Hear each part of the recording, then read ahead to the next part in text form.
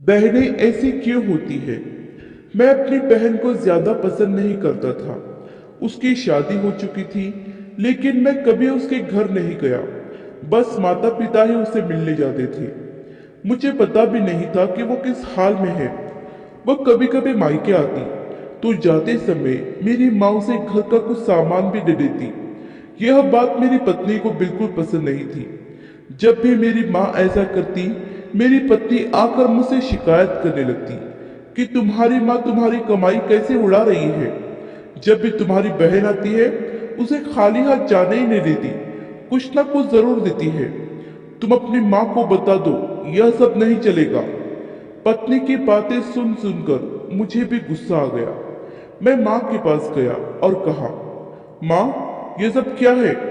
जब भी बहन घर आती है, तुम कभी साबुन, कभी चावल का थैला, तो कभी दालें उसे देती रहती हो। मेरी कमाई तुम ऐसे दूसरों में उड़ाओगी तो तुम्हें भी इस घर से निकाल दूंगा। बहन ने मेरी और माँ की बातें सुन ली।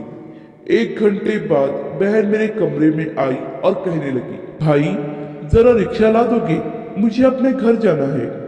बहन की बात सुनकर मैं मन ही मन में बहुत खुश हुआ, लेकिन दिखावे के लिए बहन से कहने लगा, थोड़े दिन और रुक जाती। नहीं भैया, बच्चों की स्कूल की छुट्टियां खत्म हो गई हैं। अब मुझे घर जाना है। कल से इनकी स्कूल शुरू हो जाएगी। फिर वह चली गई। पिताजी के मरने के बाद जब घर का बंटवारा हुआ, तो हम दोनों भाइयों ने आपस में ही बंटवारा कर लिया, लेकिन उसमें से भी बहन को कुछ नहीं दिया। वह फिर भी खामोश रही, हमसे कोई शिकायत नहीं की। लेकिन हमारी माँ बहुत रोई और कहने लगी, बहन को भी कुछ दे दो। लेकिन हमने माँ की एक ना सुनी और माँ को डरा धमका कर चुप कर दिया। अब बेचारी विधवा औरत, अगर हम उसे घर से निकालते तो वो कहाँ जाती, इसलिए चुप हो गई। भाई साहब ने अपना हिस्सा बेचकर शहर जाकर नया काम शुरू कर दिया और वहीं रहने लगे। हमने अपनी बहन के साथ जैसा व्यवहार किया था, उसकी सजा तो हमें मिलनी ही थी। भाई साहब का कारोबार बर्बाद हो गया और वह मजदूरी करके अपना पेट पालने लगे। मेरे बड़े बेटे को भी टीबी हो गया।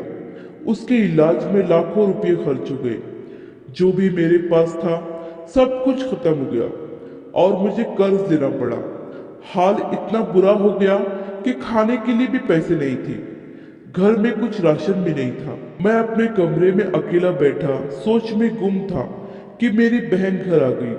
उसे देखते ही मेरी पत्नी ने कहा, आ गई मनहूस। बहन को देखकर मैं भी गुस्सा हो गया, लेकिन अपने गुस्से को दबा लिया।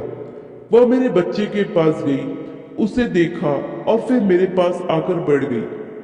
मेरे भाई, क्या तुम परेशान हो? यह कहते हुए उसने मेरे सर पर हाथ फिरा। बड़ी बहन हो तुम्हारी, तुम मेरी गोद में खेले हो। अब देखो, अपनी बहन से भी बड़े हो गए हो कि अपनी बहन को कुछ नहीं बताते, अपना दुख भी नहीं बांटते। यह कहते हुए उसने अपने सोने के कंगन निकाले और मेरे हाथ में रख दिए। मेरे भाई, परेशान ना हो, यह कंगन बेच दो, अपने घर का राशन भर दो, अपने बच्चे का इलाज भी करा दो, और पैसों की जरूरत हो तो बेझिझक कह देना अपनी बहन से, मैं तुझे इस हाल में नहीं देख सकती। और हाँ, जाकर नाई से अपनी दाढ़ी भी बना लेना, देख कितनी बढ़ गई है। मैं आश्चर्यचकित होकर बहन को देखे जा रहा था और वह कहने लगी, भाई, इस कंगन के बारे में किसी से ना कहना, तुझे मेरी कसम है। मेरे माथे को चूमा और कहने लगी, चल, अब चलती हूँ, तेरे जीजाजी और बच्चे आते ही होंगे, फिर आऊंगी। मैं पहली बार उसे घर के बाहर तक छोड़ने आया। देखा तो पैरों की चप्पल भी टूटी हुई थी।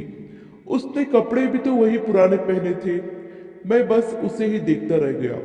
मैंने तो कभी अपनी बहन की घरेलू हालत जानने की कोशिश ही नहीं की थी, लेकिन जब उसने मुझे बुरे हाल में देखा तो दौड़ती हुई आई और अपने सोने के कंगन में दे दिए, ताकि मैं अपने बच्चे का इलाज करा सकूं और अपने घर का हाल सुधार सकूं। मैं सोचने लगा और मेरी आंखों से आंसू निकलने लगे कि हम भाई भी कितने मतलबी होते हैं, अपनी बहनों को पल भर में ही बेगाना कर देते हैं, और बहनें अपने भाइयों का जरा सा दुख भी बर्दाश्त नहीं कर पाती।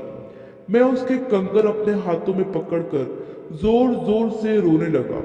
दोस्तों, आपकी बहन अपने ससुराल में न जाने कितने दुख सह रही होगी।